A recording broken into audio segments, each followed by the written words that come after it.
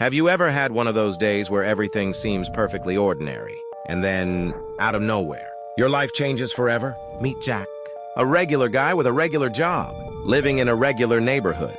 But tonight, something extraordinary is about to happen. Jack was the kind of person who thrived on routine.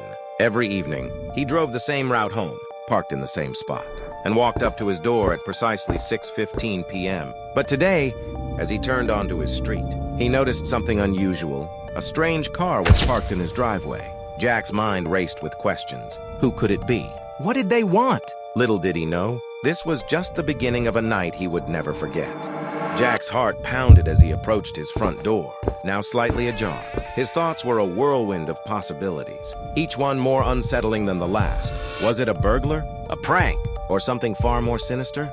The living room was empty, but a trail of muddy footprints led him towards the kitchen. Jack followed them, his nerves on edge, until he heard a faint noise coming from the basement. The basement, a place he rarely ventured. The sound grew louder, a mix of muffled voices and what sounded like sobbing. Jack's grip tightened on the banister as he descended the stairs, each step amplifying his dread. And there she was, a young woman, bound and gagged, her eyes wide with fear. Jack's mind raced. Who was she? How did she get here? And most importantly, how was he going to get her out? As Jack fumbled with the knots, the woman's terror-stricken eyes never left the door. Jack's adrenaline surged as he finally freed her, and she immediately grabbed his arm, whispering frantically about them coming back. Them? Who were they? And were they coming back now? The sound of a car door slamming shut outside sent Jack's pulse into overdrive. He had to act fast. Two shadowy figures approached the house, their intentions unclear but undoubtedly dangerous. Jack's mind raced through options. Hide, run, fight. There was no time to think, only time to act.